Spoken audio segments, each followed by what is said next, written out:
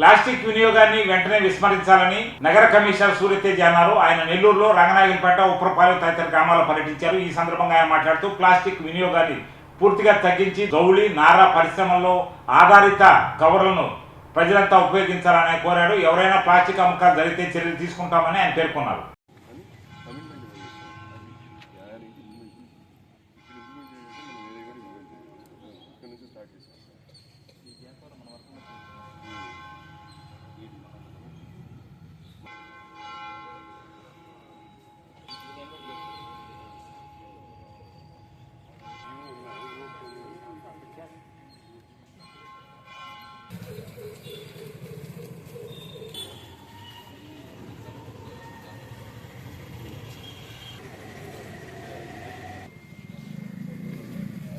తేదీ 31/3/2025లోపు చెల్లించి నగర అభివృద్ధి అది నుండి చట్టరీత్యా వసూలు చేయబడినాయి.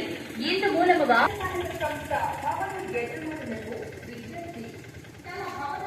చెల్లించవలసిన ఆస్తి పన్ను